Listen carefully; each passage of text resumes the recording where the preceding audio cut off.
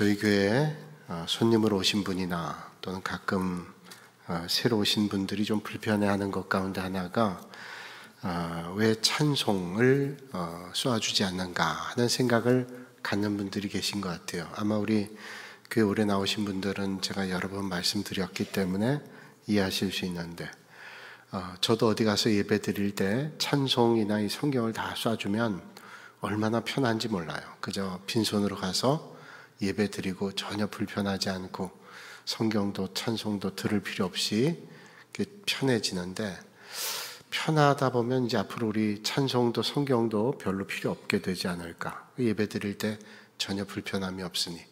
종교개혁 전만 해도 인쇄하는 기술이 발전하지 않았고 또 종이로 인쇄하는 게 힘들었기 때문에 성경책 값이 엄청나게 비쌌죠. 또 로마 가톨릭 교회가 성경을 별로 가르칠 필요를 느끼지 않았습니다. 그러나 종교 개혁자들이 개혁을 하면서 제일 먼저 했던 게 예배 개혁과 말씀 번역입니다. 그래서 성도들이 하나님 말씀을 읽을 수 있도록 하죠. 근데 이제 세월이 가서 성경을 굳이 가지고 다닐 필요가 없게 된 시대가 된다면 다시 또 옛날로 돌아가지 않을까 하는 그런 생각도 해보게 됩니다. 그래서 우린 불편해도 우리가 쏴주지 않아요. 프로젝트로. 그래서 우리가 들고 불러야 되는데 어떤 데는 불편할 때도 있습니다. 그런데 우리가 음식을 사 먹을 때 어떤 때는 모든 걸 도정한 곡식보다는 도정하지 않은 곡식을 더 선호할 때 있죠.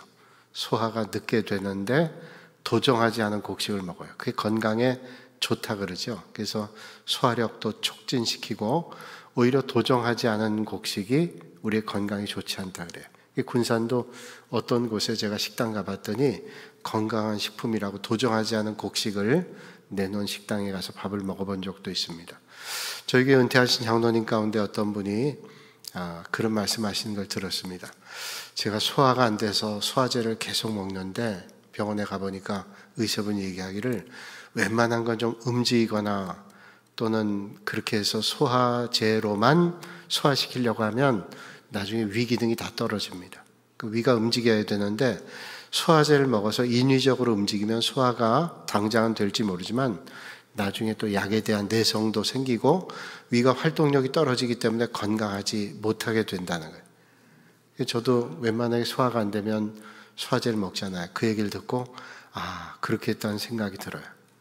내가 인위적으로 하지 않고 내가 할 수 있는 게 좋은 거죠. 이스라엘 백성들이 편안함 가운데 살기를 원했지만 하나님께서 이스라엘 백성들을 출애굽해서 가나안 땅으로 인도하실 때 그 과정이 험난했습니다. 절대로 편하지 않았어요. 그래서 불편해서 원망하고 또 하나님 앞에 불평한 적이 많죠. 왜? 평탄하지 않고 또 때로는 힘겨운 일들이 있었기 때문에 그때마다 원망과 불평이 있었습니다. 오늘 4절에 이렇게 말씀합니다.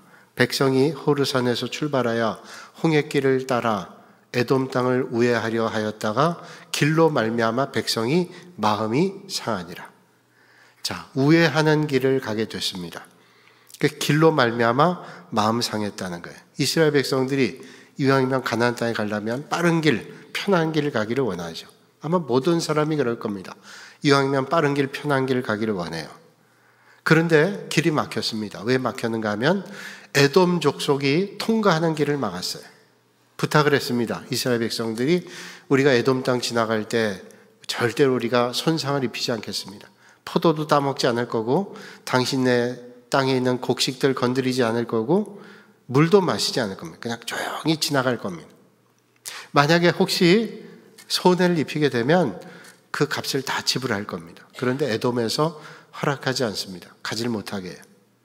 얼마나 서운한 일이에요. 그런 현실을 맞닥뜨리게 되니까 원망하는 겁니다. 그리고 에돔이라고 하는 족속은 어떤 족속입니까? 에돔은 에서의 후손입니다. 에서와 야곱은 형제간이었지요. 이스라엘 백성들은 야곱의 후손이에요. 그러니까 조상을 따라 올라가면 에돔 족속이나 이스라엘 족속은 형제 족속이에요. 근데 형제가 그 길을 아무 피해 없이 좀 지나가겠다고 하는데, 가나안 땅에 갈 때 좀 빠른 길로 가겠다고 하는데, 좀 편안한 길로 가겠다고 하는데 안 된다는 거예요. 그 일로 이스라엘 백성들이 마음 상했습니다. 그래서 오늘 5절에 말씀하죠. 이곳에는 먹을 것도 없고 물도 없도다. 우리 마음이 이 하찮은 음식을 싫어하노라 라고 말하죠. 자, 먹을 것도 없고 물도 없어요. 광야에는 먹을 게 없고 물도 없습니다.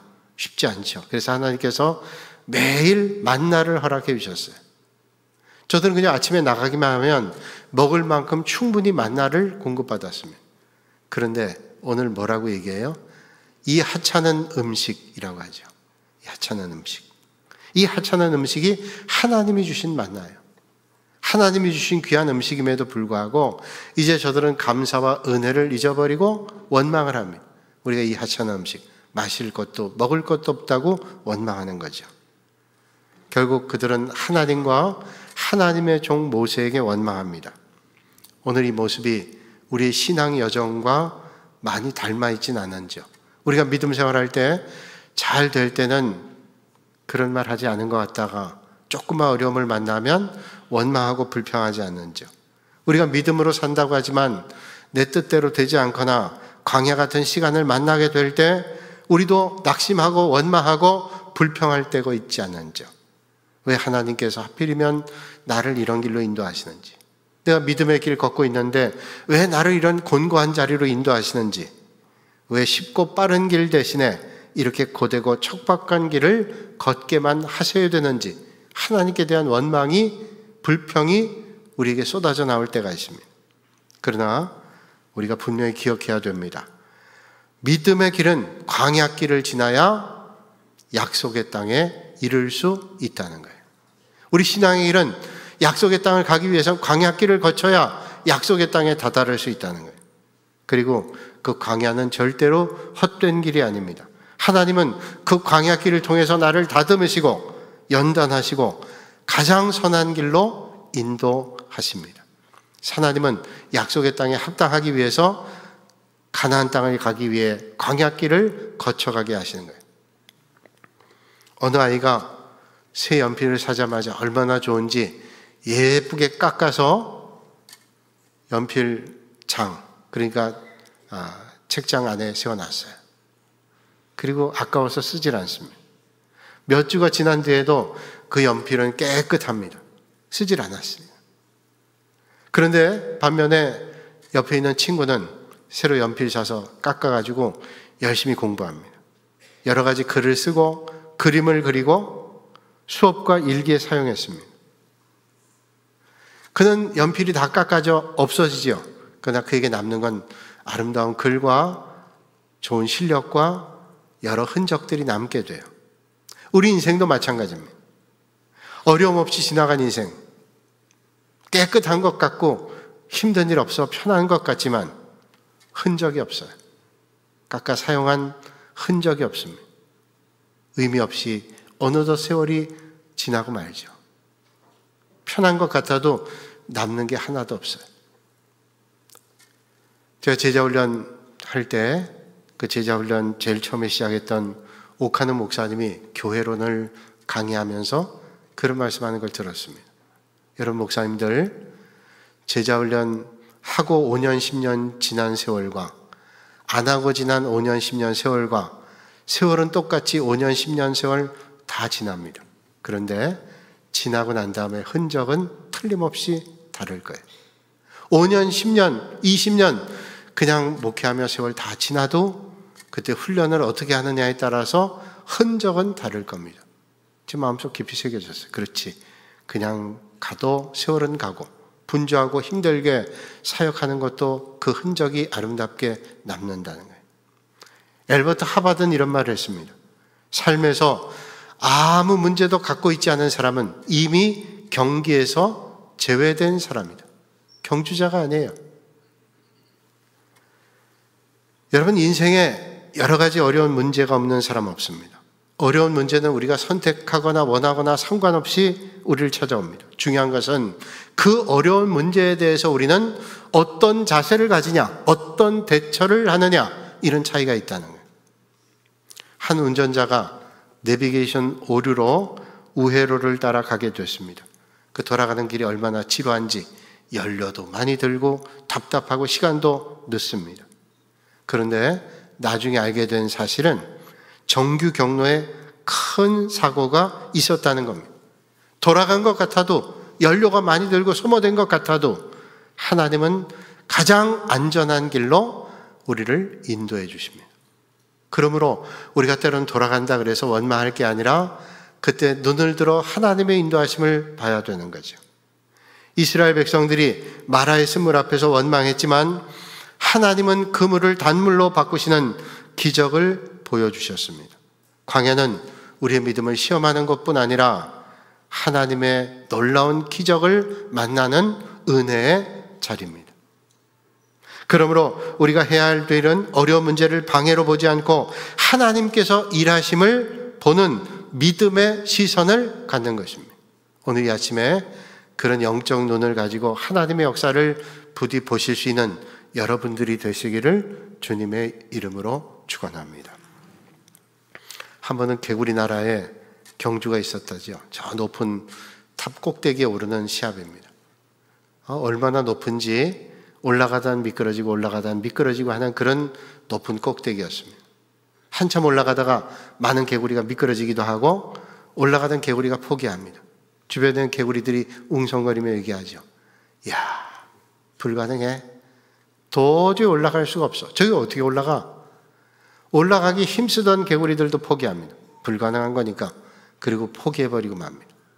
그런데 한 개구리는 그 소리가 들리는데도 불구하고 끝까지 탑 꼭대기에 올라갔어요. 야, 개구리들이 대단한 환호를 질렀어요. 어떻게 너는 그렇게 올라갈 수 있었냐고 그 개구리에게 물었어요. 그러나 개구리는 아무런 대답도 하지 않아요. 그냥 말뚱말뚱 개구리들을 쳐다봤습니다. 그때 옆에 있던 개구리가 얘기합니다. 쟤는 못 들어.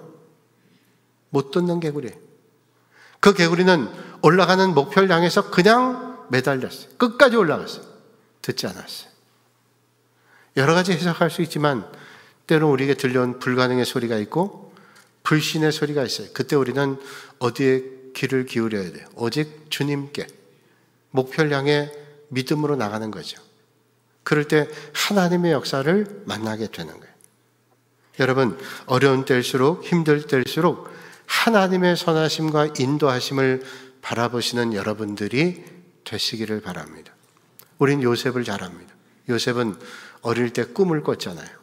하나님 보여주신 신비한 꿈을 꿨어요. 그 꿈을 꿨는데 나타난 현상은 괴롭고 힘든 일들이에요. 나중에 형제들에게 미움받아서 애굽상에 팔려가 모진 고생을 당합니다. 감옥에 갇히기도 하고 오해를 당하기도 하고 아주 힘겨운 세월을 보냈습니다. 성실하면 성실할수록, 진실하면 진실할수록 상황은 나아진 게 아니라 더 나빠졌어요. 이상하잖아요. 못되고 거짓말하지 않는데 진실할수록, 성실할수록 그의 삶은 더 힘들어졌습니다. 그러나 그런 상황 때문에 그는 포기하지 않았어요.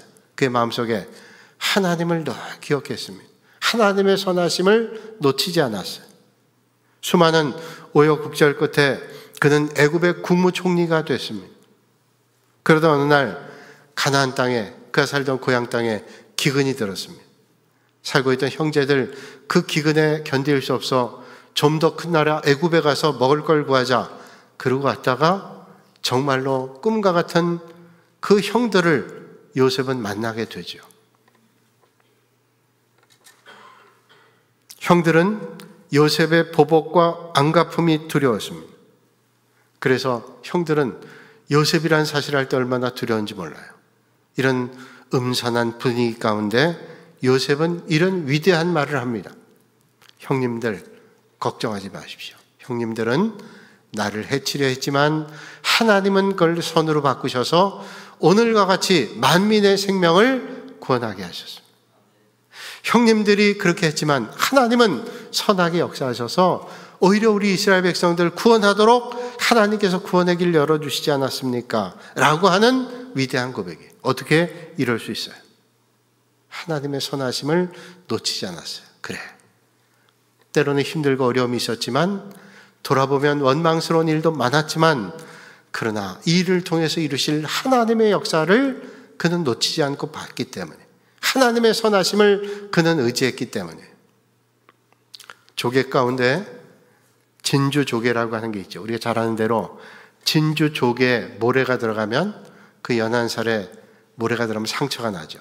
그 상처를 싸매는 진액들이 진주조개에서 나오기 시작합니다.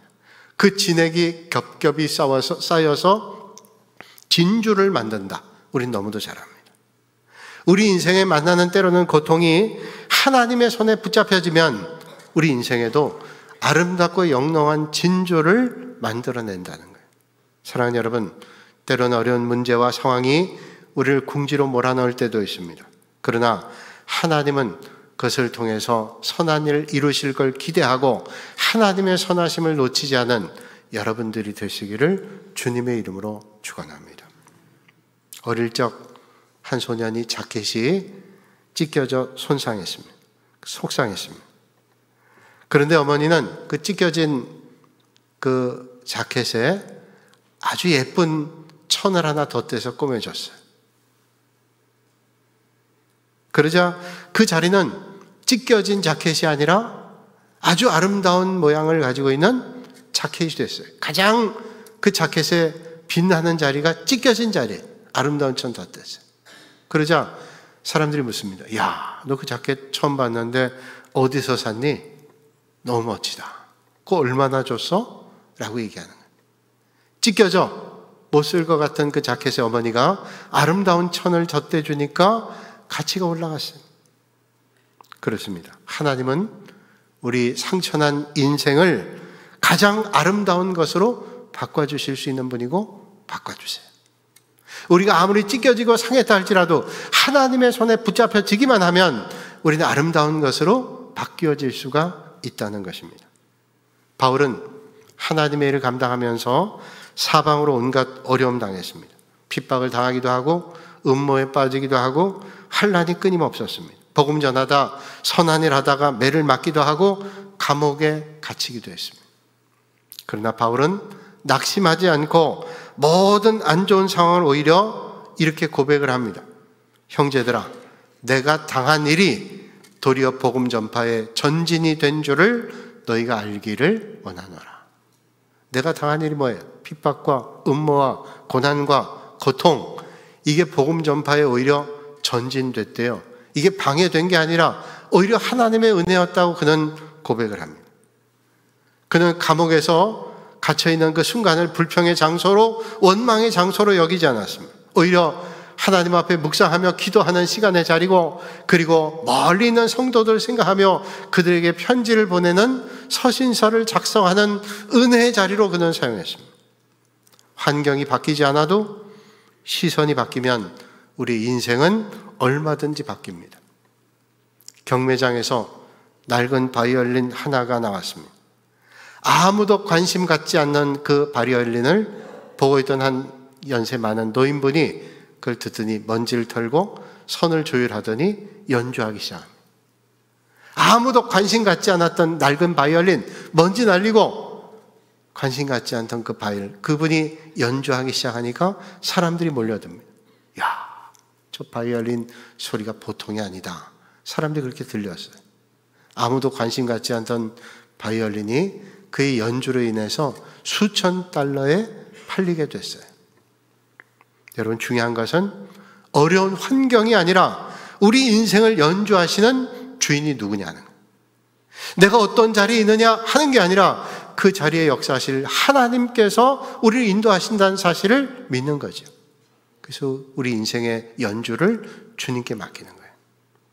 바울같이 하나님은 최악을 최상으로 바꿔주시는 분이심을 믿고 매사에 하나님의 인도하심을 바라보시는 여러분들이 되시기를 바랍니다. 그리스도인은 그래서 밤에도 새벽을 보는 사람이에요. 캄캄한 밤이에요. 밤이 계속될 것 같아요. 그냥 틀림없죠. 깊은 밤 지나면 새벽이 옵니다. 우리 믿음의 사람은 오늘만 보는 게 아니라 계속되어질 하나님의 역사를 보는 거예요. 그러니까 깊은 밤에도 새벽을 보는 지혜를 가지고 있는 거죠. 우리는 어둠 가운데도 혼자 있지 않습니다. 왜냐하면 하나님께서 임마누엘로 우리와 함께 하신다고 말씀하시고 보혜사 성령님을 우리에게 보내주셨기 때문에 그 성령님이 우리와 함께 하시는 거예요.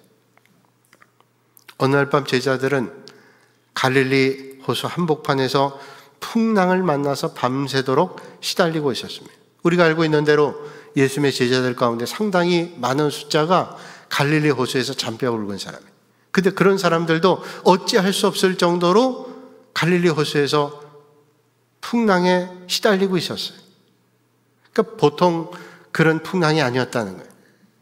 그들은 성경에 하면 초저녁부터 새벽 3시까지 풍랑 만나서 힘들었습니다.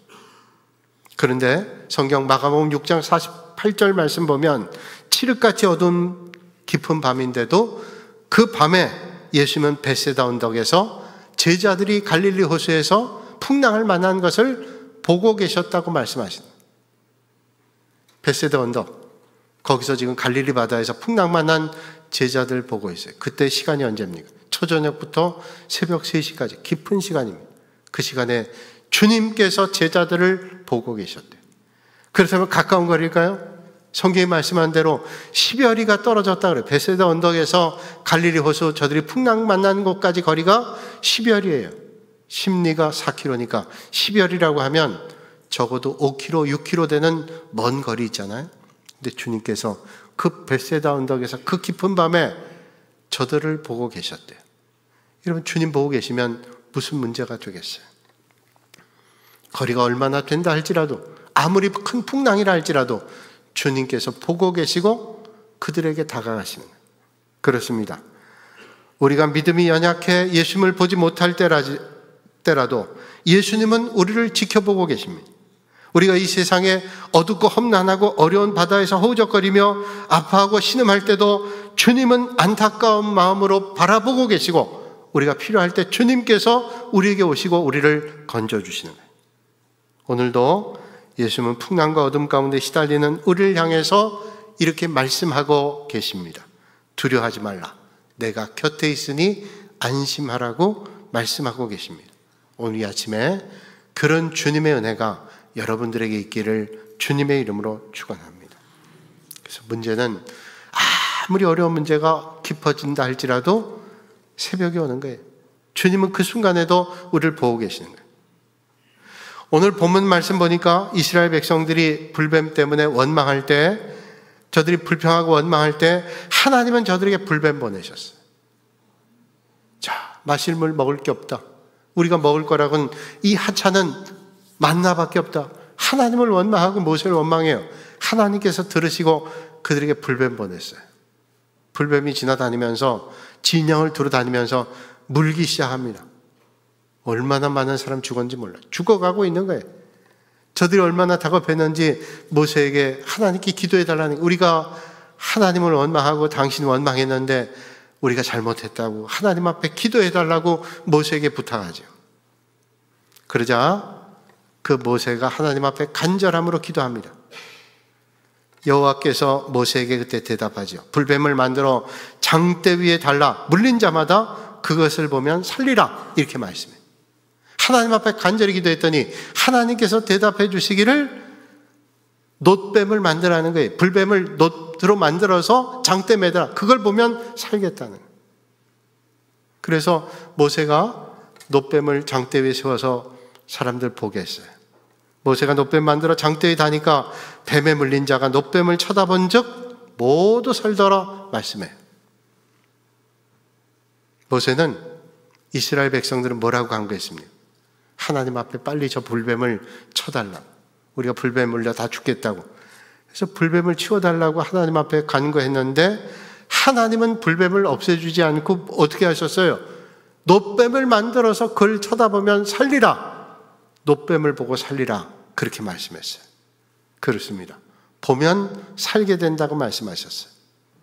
해바라기는 해를 볼 때 가장 곱고 건강하게 자랍니다. 그러나 해를 등지면 금방 시들어지게 됩니다. 우리의 시선도 어려운 문제에 매몰되어 있으면 낙심하고 절망이 끊이지 않지만 하나님을 바라보면 다시 일어날 수 있습니다.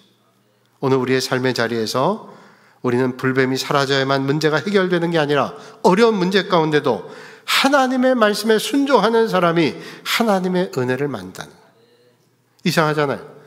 우리 불뱀 좀 없애주세요. 그러면 불뱀을 다 없애야 될 텐데 하나님은 없애지 않고 불뱀은 남겨두고 놋뱀을 바라보라고 말씀해요. 그 순간에 우리에게 순종을 요구하십니다.